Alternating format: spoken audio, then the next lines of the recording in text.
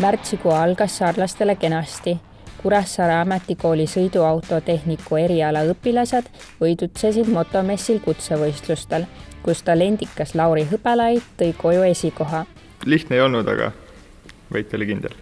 Ülesandeid oli erinevas raskusastmes, oli lihtsamaid ja raskemaid.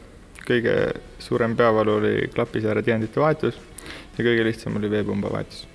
Sellisel tasemel võistlust ei ole mina Eestis näinud, et see tase oli väga lähedale juba sihukesele võistlusele nagu Euroskills, ehk siis põhimõtteliselt auto eriala kõige kõrgem võistlus Euroopas.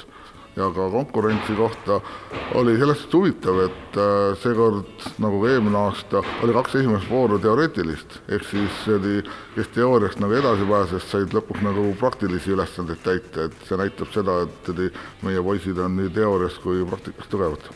Erinevatel võistlustel oleme esikolmiku kohti toonud pidevalt. Meie võitja on väga hea närvikavaga, et võistlustel tihti ongi, et oskused on kõigil, aga kuidas need asjad nagu reaalselt heaks tulemuseks vormistada. Et see tihti jääb inimeste närvi taha, aga nagu Lauri isegi ütles, et ennem võistluse algust pulss oli 140, sai korraks käed külge panna, pulss kukkus, pea selge, tulemus hea. Mul meeldib autodega tegeleda ja ma sõidan ise ka võidu ja seal on parem, kui sa tead, et millega sa sõidad. Hetkel veel sõidan rahvaspordis ja proovin seal head tulemust tuua. Ma olen terve auto ise nagu üles ehitanud mootori ja silla ja sealt on suured teadmised tulnud. Mai lõpus sõidab Lauri Varssavisse, kus korraldatakse 8 riigi parimate osavõtul lõppvõistlus.